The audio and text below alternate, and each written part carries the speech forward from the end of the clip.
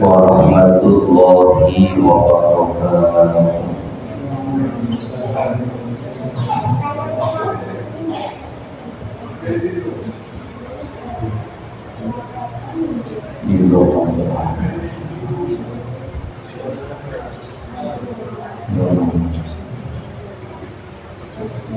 Al-Fatihah.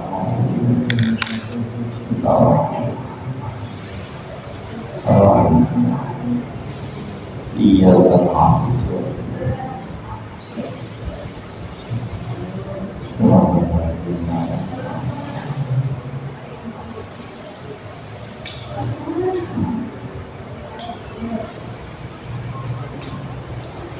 A'udzubillahi minasyaitonir rajim. Bismillahirrahmanirrahim. Alhamdulillahi rabbil alamin. Wassalatu wassalamu ala asyrafil anbiya'i wal mursalin Sayyidina wa maulana Muhammad wa ala alihi wa sahbihi ajma'in. Subhanaka la ilma lana illa ma 'allamtana innaka antal alimul hakim. Rabbi shrah li sadri wa yassir li amri wahlul 'uqdatam min lisani yafqahu qawli. Rabbi yassir wa la tu'assir. Rabbi karrimna qala mu'allif rahimahullah wa nafa'ana bihi wa bi'ulumihi wa bi asrarihi bidarain amin. Kita lanjutkan ke halaman 22, hadis yang ke-64. An Hudzaifah. Ini juga isim ghairu sharif. Ilatnya ada dua, nama atau alam dan tak taknis. An Hudzaifah, diriwayataken saking sahabat Hudzaifah. Nama lengkapnya Hudzaifah ibnul Yaman. Hudzaifah ini juga salah seorang sahabat Nabi yang luar biasa. Salah satu keistimewaan beliau ini agak unik, agak nyentrik, karena mata batinnya itu sangat tajam. Salah satunya beliau dikaruniai oleh Allah kemampuan untuk mendeteksi, mengetahui apakah seseorang itu munafik atau bukan. Ini luar biasa. Artinya munafik itu kan orang yang sebenarnya bukan orang Islam. Dia masih kafir, hatinya sama sekali tidak percaya kepada Islam, kepada Allah, kepada Rasulullah, belas tidak percaya. Tetapi kenapa kemudian dia mau mengucap dua kalimat syahadat? Ada banyak alasan. Salah satunya, orang itu ingin masuk Islam. Dengan masuk Islam, ia ingin tahu kelemahan Islam. Katakanlah mata-mata, kayak dulu zaman penjajahan Belanda, ada orang Belanda namanya Snokhonger. Dia ini orang Belanda, bahkan misionaris itu orang Belanda yang punya tugas menyebarluaskan agama Kristen. Jadi dia punya misi mengkristenkan orang Indonesia. Di penjajah Belanda itu datang ke Indonesia bukan hanya untuk mengeruk kekayaan alam Indonesia, rempah-rempah Indonesia, tapi juga menyebarluaskan Kristen. Saking kepinginnya merusak Indonesia, terutama merusak orang Islam, dia sampai mau masuk Islam, mengucap 2 kalimat syahadat, mengganti namanya menjadi Abdul Ghaffar. Abdul Ghaffar. Bahkan bukan hanya itu, dia rela datang ke Mekah, mondok di Mekah kurang lebih 10 tahun, hafal Quran, hadis banyak sekali. Quran jelas 30 juz, hadis ratusan bahkan hafal, demi semata-mata ingin menghancurkan Indonesia, menghancurkan Islam. Dan dia berkawan akrab dengan orang-orang Yaman yang ada di Indonesia. Itu panjang ceritanya, tidak usah dilanjutkan ini. Senop Hongren ini mengubah namanya menjadi Abdul Fattah. Jadi kalau orang tidak tahu, dia dipanggil Kiai Haji Abdul Fattah. Nah, ini munafik ini. Munafik yang sebenarnya ya, munafik yang sebenarnya bukan yang digambarkan dalam hadis idza hadatsa kadzdzaba. Munafik yang kebalikannya kafir. Nah, kalau yang idza hadatsa kadzdzaba wa idza apa itu? Janji itu wa idza wa'ada khana wa idza wa'ada angkara wa idza tumina khana. Nek ngomong seneng bujuki, nek dipercaya seneng ingkar janji. Itu munafik yang kebalikannya soleh, bukan munafik yang berhubungan dengan keimanan.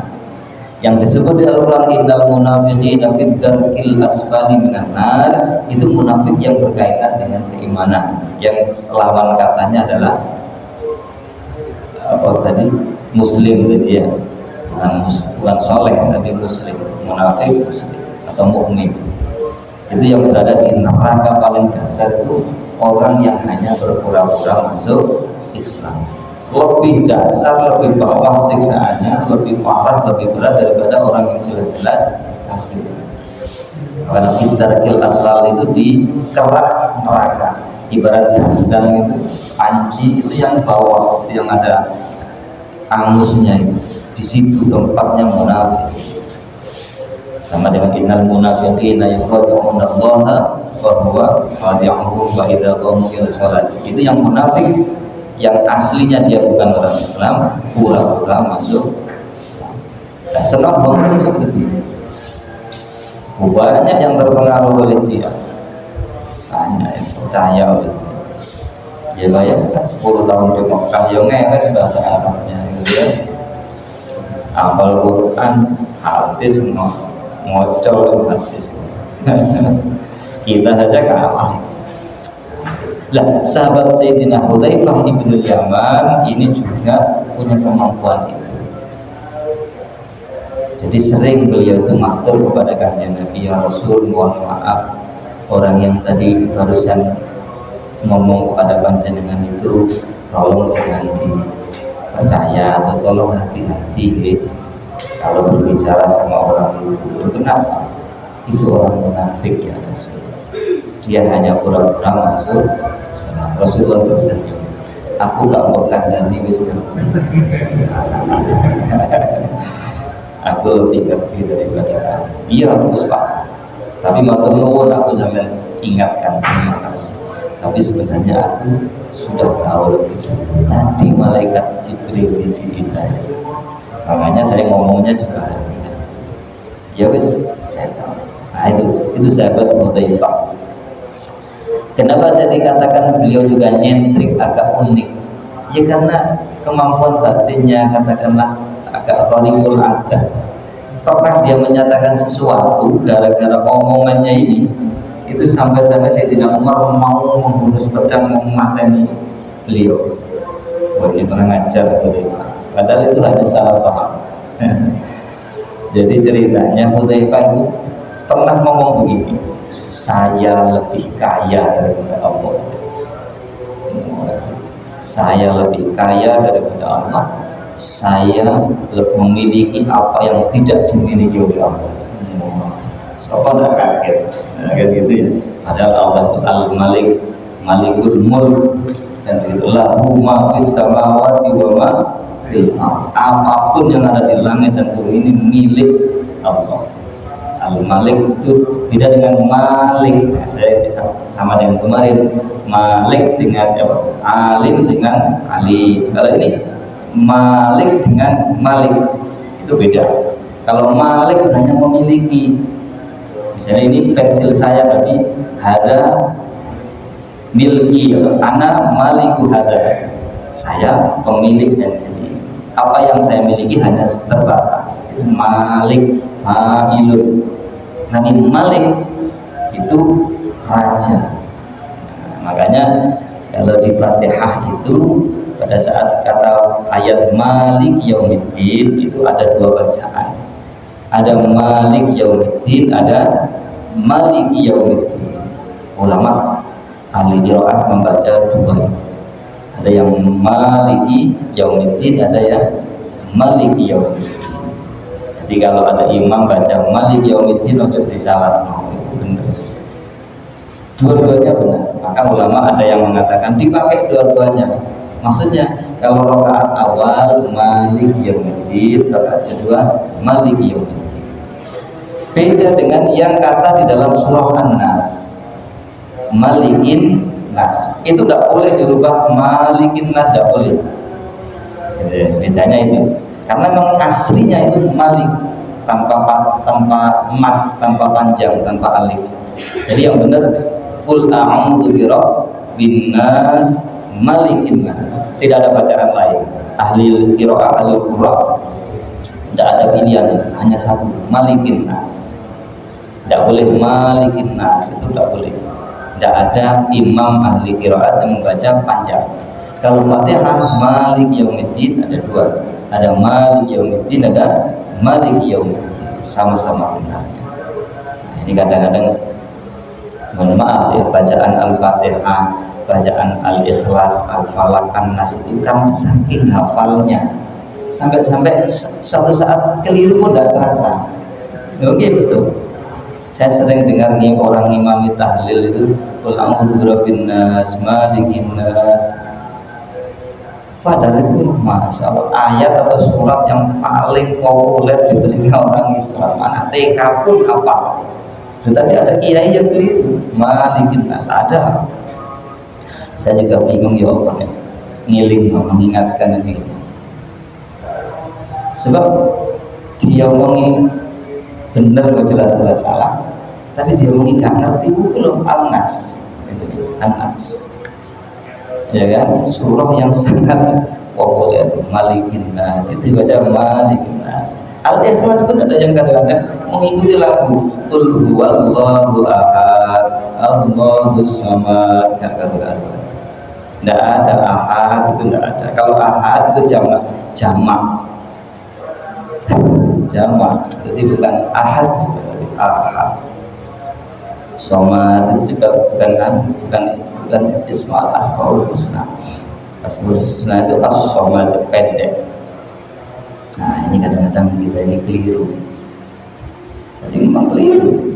Ada yang walam yakul lahu kufuwan ahad, itu kaf kan, walam yakul kaf ya kaf nun, tapi keliru kok karena bikin fasih, jadi di fasih no walam yakul lahu.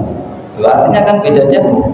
Walam yakul lahu ora ono, wis ora ono. Artinya lam itu menunjukkan tidak ada, yang sama sekali tidak akan pernah ada, itu lam. Sebelum, sekarang, dan yang akan datang itu pakai lam. Kalau la itu sekedar tidak. Nah, itu bedanya huruf nafi. Kalau la tidak itu mungkin sekarang tidak, kemarinnya iya atau nanti iya. Tapi kalau lam itu kemarin, sekarang, dan yang akan datang tidak. Makanya walam yakul lan wis ora ono, wis sejak dulu, sekarang, dan yang akan datang. Ikulah ketui Allah apa kalau dulu walam yakul lahu kufuwan ab, iku kufuwan madani ya walam yakul lahu orang-orang kalau ketui Allah kufuwan apa nih madani nih sapa hadun wong suci, tidak ada yang menyamai Allah. Lah itu nek diganti kok walam ya kullahu, berarti yang dan tidak, belum pernah berucap, itu kan jauh beda. Jadi kata kola yang yakut dari kata kana, nah, beda jauh. Yang ini pun gak dikandani ya piye, tapi dikandani ya kok nemen-nemen keliru ya kan, karena itu saking populernya sehingga orang balau khataman Quran begitu nyampe surat itu tidak kira didelok Quran ini masih ini dikira wis benar. Ini penting. Jadi ketika sesuatu itu sudah kita hafal lambat laun itu kadang-kadang belok nih, berubah pembuat nih kan berubah. Nah, ini penting ya, penting, remeh tapi itu maknanya luar biasa, jauh beda, bahaya. Karena itu Al-Quran itu redaksinya dari Allah, Nabi aja tidak bisa dibuat. Makanya kapan hari saya pernah nyoba, kan ada di video itu ada orang nyoba minta AI gitu ya, artificial intelligence, kecerdasan buatan, suruh coba buatkan saya ayat seperti Al-Quran. Dia mengatakan saya tidak sanggup. Itu kecerdasan atau apa? Buatan saja dia tidak berani membuat ayat Al-Quran. Ditanya kenapa? Oh, karena beda dengan sastra Arab, dengan syair Arab, beda jauh.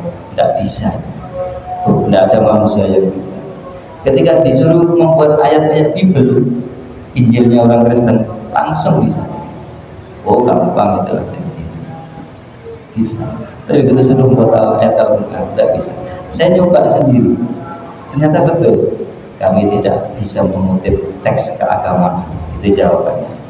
Silahkan cari yang lain, apa tanya yang lain, akan saya bantu. Tapi saya suruh buat ayat kayak Bible, langsung muncul ayat. Nah, itu.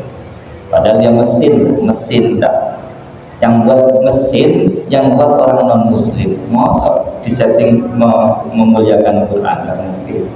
Tapi dia mengakui tidak bisa membuat ayat Al-Quran.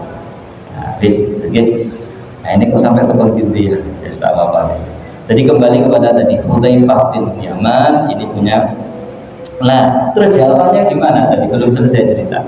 Pernah mengatakan saya lebih kaya daripada Allah, saya memiliki sesuatu yang tidak dimiliki oleh Allah. Wah, gempar sahabat. Kalimat itu nyampe kepada Sayyidina Umar. Sayyidina Umar itu orang yang tegas gitu ya, orang yang luar biasa, pemberani, tak punya rasa takut sama sekali, dan sangat-sangat membela Islam. Begitu dengar itu marah dia. Ya apa kalau orang ngajar. Untungnya informasi itu juga nyampe kepada Sayyidina Ali bin Abi Thalib karramallahu wajhah. Dua orang ini karakternya beda. Sayyidina Umar tegas, imannya sangat kuat. Sayyidina Ali tegas, imannya sangat kuat dan punya kelebihan cerdas. Nah, makanya Nabi mengatakan ada Madinatul ilmi wa ali baruha. Saya itu kotanya ilmu apa orang nangan. Dan ingin nangan lewat lawang di cukup dan Sayyidina tanya pada dia, pasti dia bisa jawab. Sayyidina Ali dengar itu. Kalau Sayyidina Umar marah-marah mau menghukum Sayyidina Hudzaifah gara-gara omongannya itu. Cepat-cepat ditutupi. Ojo sampai telat, ini bahaya. Bahkan kalau sudah mau marah, gitu, saya ada apa ini? Ini kurang ajar Hudzaifah ini. Berani mengatakan dia lebih kaya daripada Allah, punya sesuatu yang tidak dipunyai Allah. Itu kan kurang ajar. Allah itu kan maha kaya, semuanya milik Allah. Oh, sampean bener, tapi Hudzaifah ya bener. Lu kok iso? Ini loh ya. Ayo coba. Ini saya akan jelaskan, tapi nanti Hudzaifah tolong koreksi kalau saya salah. Hudzaifah lebih kaya daripada Allah. Kenapa? Karena Hudzaifah memiliki sesuatu yang tidak dimiliki oleh Allah. Di Al-Quran Anda ingat surat yang juga tadi saya sebutkan, lam yalid wa lam yulad. Allah tidak punya anak, juga tidak punya orang tua. Sedangkan Hudzaifah punya anak, punya orang tua. Berarti Hudzaifah punya sesuatu yang tidak dimiliki oleh Allah. Salah apa benar? Iya. Harus saya tidak Umar langsung menang. Iya. Nek iku karepe yo gak apa bener. Itu Masya Allah. hampir dipenggal lehernya oleh Sayyidina Umar. Untung ada Sayyidina Ali. Ya benar. Jika di ayat lain apa itu, Allah tidak punya istri dia, dengan ada lam yalid walam yulad, Allah tidak punya anak. Saya kan tidak punya anak, banyak anak. Jelas saya lebih kaya daripada Allah. Karena kalau begitu res. Kalimat-kalimat begini yang pernah terjadi pada dulu zaman Wali Songo, yaitu Sunan atau Syekh Siti Jenar. Syekh Siti Jenar itu benar. Cuma kalau kalimatnya dibiarkan terbuka liar disebarkan ke masyarakat awam, bahaya. Bahaya karena orang awam tidak bisa menalar seperti beliau. Nah itu guys, kita lanjutkan. An Hudzaifah, diriwayatkan saking Sayyidina Hudzaifah ibnul Yaman, qala, apa yang diriwayatkan qala dawuh qala kana nabiyyu ila akhirih. Qala dawuh sapa Hudzaifah, karena ono sapa Nabi sallallahu alaihi wasallam, kanjeng Nabi sallallahu alaihi wasallam iku idza hazabahu nalikane nyusahaken ing kanjeng Nabi apa amrun suwiji perkara atau perkara suwiji sholat mongko sholat sapa kanjeng Nabi. Masya Allah, ini kanjeng Nabi beda dengan kita. Kanjeng Nabi ku nek susah langsung sholat, nek loro kalau loro kabeh dia sedang gerak songkan itu sing digenteni azan sholat wis, maka begitu azan sholat langsung bilang ayo cepet azan, aku pengen sholat biar aku bisa istirahat, biar hatiku bisa tenang, semua sumpah-sumpah hilang kabeh. Itu kanjeng Nabi ditiru oleh para sahabat kemarin yang mertua itu, yang mertuanya siapa kemarin, itu kanjeng Nabi. Nah kita kan enggak ya, sumpah ya kita ini kalau sumpah mencari solusi yang juga nambah sumpah. Sumpah dolan nang mall, nang mall barangnya api tambah kepengin tambah sumpah lah. Wis kagak duwe ya to barang api tambah sumpah buka Shopee. Paling iso ndelek keranjang. Ya manis kapan-kapan. Yang ini kok gara tambah sumpah. Yes, ya. Hadis selanjutnya an Aliyin. Nah, tadi saya nyatakan Sayyidina Ali ini beliau. An Aliyin diriwayatkan saking Sayyidina Ali bin Abi Thalib karramallahu wajhah. Gelar Sayyidina Ali ini beda dengan Sayyidina yang lain. Sayyidina Abu Bakar, Sayyidina Umar kan beliau biasanya radhiyallahu anhu. Kalau Sayyidina Ali ini kenapa kok karramallahu wajhah? Kok lain? Karena salah satu keistimewaan Sayyidina Ali yang tidak dimiliki sahabat-sahabat lain, mohon maaf, beliau itu salah satunya saya pernah baca di kitab, tidak pernah melihat auratnya sendiri, tidak pernah melihat. Dan kalau aurat istrinya itu halal, jelas, bukan auratnya sendiri, termasuk mohon maaf zakarnya itu tidak pernah dilihat. Jadi matanya atau pandangannya betul-betul terjaga. Makanya kemudian beliau digelari karramallahu wajhah, wajah Sayyidina Ali ini mudah-mudahan selalu dimuliakan. Nah, ini makanya istimewa ya, Sayyidina Ali ini luar biasa. Analiin diriwayatkan Sayyidina Ali radhiyallahu anhu, tapi kalau di sini radhiyallahu anhu ya gampang. Pun ya tidak salah ya. Radhiyallahu anhu itu ya benar saja. Cuma yang istimewa untuk Sayyidina Ali itu karramallahu wajhah.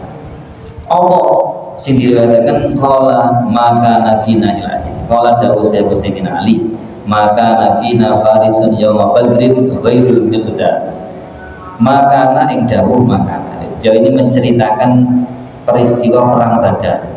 Nah, ini salah satu perang di mana perang ini umat Islam mengalami kemenangan besar. Padahal kondisinya tidak masuk akal. Jadi jumlah pasukan muslim itu hanya 313, yang menaiki kuda itu hanya 1, wakila 2, terus menaiki onta itu ada berapa puluh orang, sisanya itu jalan kaki. Bekal persediaan untuk perang itu mepet terbatas, gitu ya. Terus musuh orang-orang kafir dipimpin oleh Abu Jahal itu jumlahnya ada yang mengatakan antara 900 sampai 1000 pasukan muslim, pasukan kafir yang peralatan perangnya sangat lengkap, amunisinya semuanya mereka lengkap, jumlahnya pasukannya banyak, persediaan atau apa namanya itu logistik perangnya itu banyak lengkap. Sedangkan umat Islam dipimpin oleh Rasulullah hanya 313. Perang ini terjadi pada tahun kedua Hijriah, kebetulan di bulan Muharram, kebetulan tanggal 17, kebetulan hari Jumat, persis dengan saat proklamasi kemerdekaan Indonesia. Hari Jumat jam 10 tanggal 17 Ramadan. Itu proklamasi. Kalau ini perangnya tidak tahu jamnya, jam berapa datang. Yang jelas sama, hari Jumat tanggal 17 Ramadan tahun kedua Hijriah. Ini perang Badar. Jumlah pasukannya sedikit, tapi alhamdulillah mengalami kemenangan luar biasa. Berbeda dengan perang Hunain. Walaqad nasarakumullahu fi mawatina katsirah. Ini untuk mengingatkan bahwa perang itu bukan persoalan pasukan, bukan persoalan persenjataan, tapi persoalan pertolongan Allah. Sama dengan Palestina melawan Israel. Iya, secara akal tidak kira menang Palestina. Apalagi Israel didukung negara adikuasa dan sekutunya dengan persenjataan yang sangat lengkap. Tapi nyatanya, ya walaupun dibombardir kayak apa, mereka masih mampu bertahan sampai sekarang. Bahkan pasukan Israel seringkali dibuat kalang kabut. Itu menunjukkan bahwa ada kekuatan lain di luar itu yang tidak masuk akal, yang tidak bisa ditangkap. Nah, ini perang Badar seperti itu. Sebaliknya ketika perang Hunain, makanya Allah mengawali ayat walaqad nasarakumullahu fi mawatina katsirah. Tapi wa yauma hunainin id a'jabatkum kathratukum falam tughni ankum syai'a wa dhaqat 'alaikum apa itu? Pokoknya itu terus ya. Jadi ketika perang Hunain itu jumlah pasukan Islam jauh lebih banyak, logistik peperangannya lebih lengkap, lebih siap, tapi nyatanya falam tughni ankum syai'a.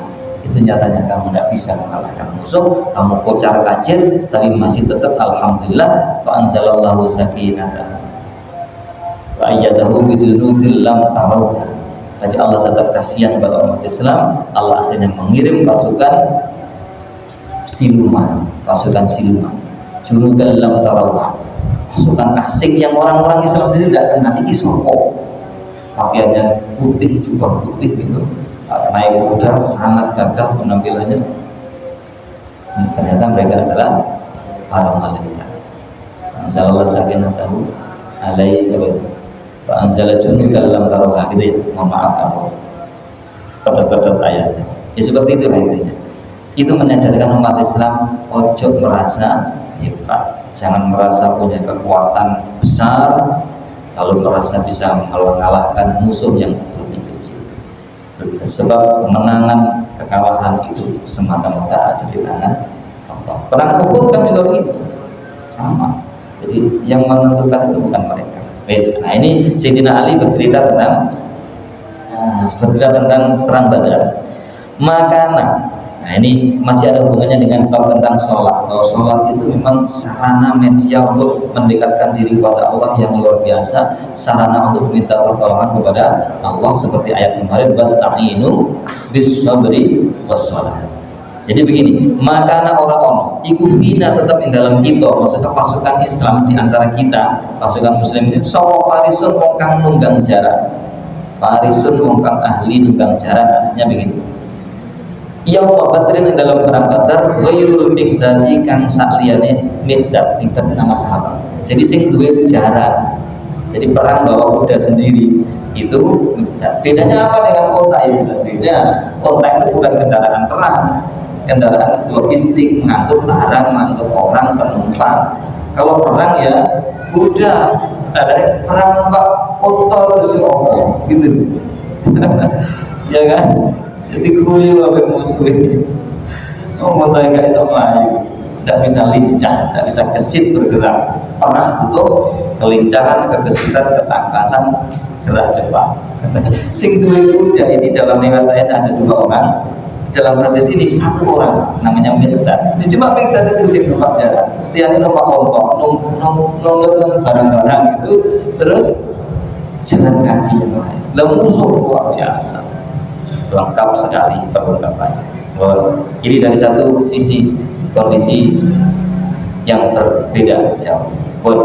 Belum itu tadi walaupun rokaituna, nah ini yang istimewa. Walaupun rokaituna, ini yang ingin dijelaskan oleh Sayyidina Ali. Walaupun rokaituna yang cekti teman, ini taukidnya double, lam taukid sama kof, sama kof huruf taukid, sama-sama huruf taukid. Walaupun lan yakti teman-teman ningali sapa ingsun ing kita, aku tahu betul. Wis tak delok situ aku hafal betul, paham betul kondisi kita.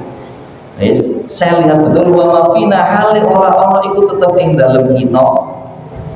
Illa naimun kejaba utawi wong kang pada saat itu malam itu kan perang itu kan siang. Ya kan perang itu siang, malamnya harus berhenti. Itu aturan perang sejak dulu sampai sekarang. Nah Israel kan tidak peduli, masih bunyi-bunyi bom, itu tidak sesuai dengan undang-undang perang. Konvensi Jenewa, anak, ibu-ibu, perempuan atau orang tua tidak boleh dilukai apalagi dibunuh. Tapi Israel tidak peduli, di perkampungan padat penduduk, pengungsian padat penduduk dibom.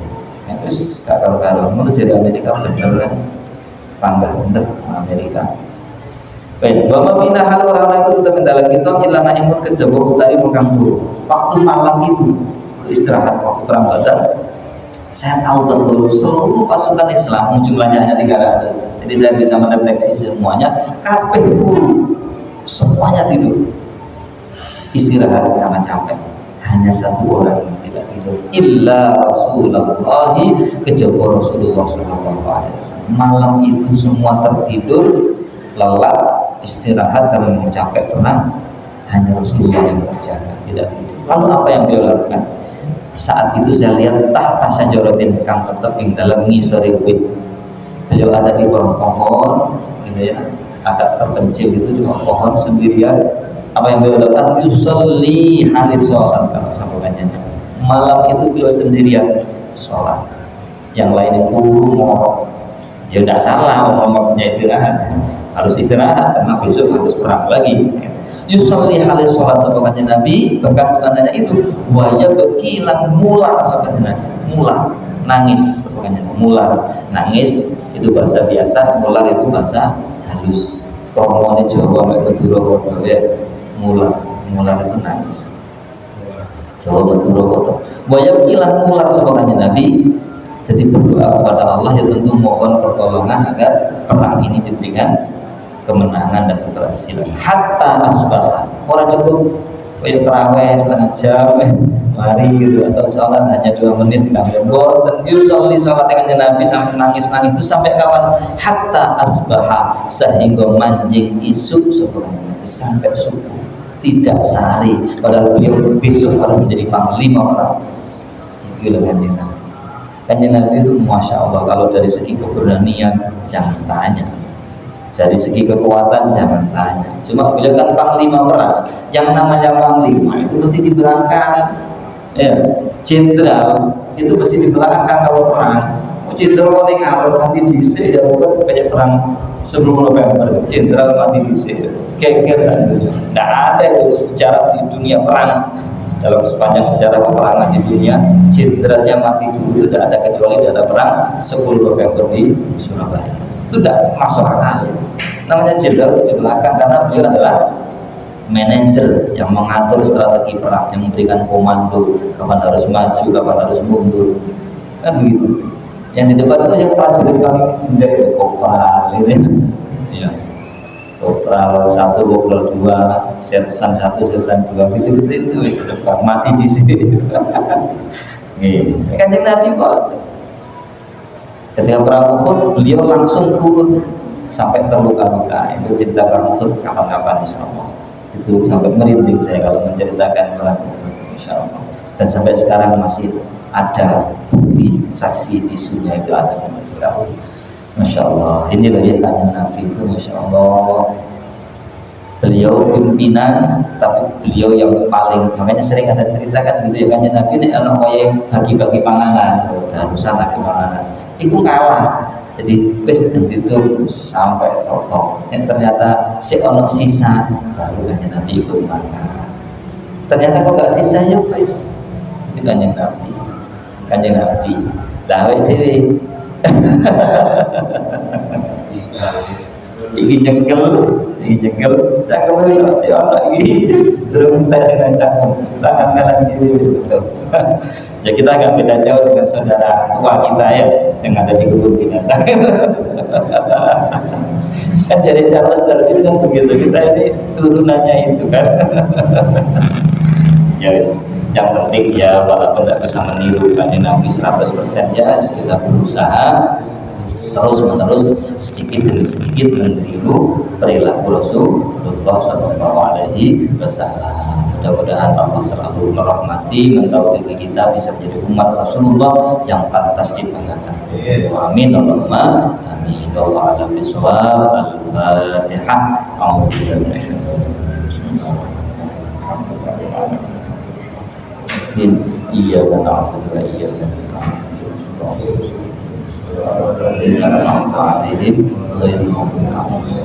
Amin. Subhanakallahumma wa bihamdika asyhadu an la ilaha illa anta astaghfiruka wa atubu ilaik. Subhana rabbika rabbil izzati amma yasifun wa salamun alal mursalin walhamdulillahi rabbil alamin. Terima kasih. Assalamualaikum warahmatullahi wabarakatuh.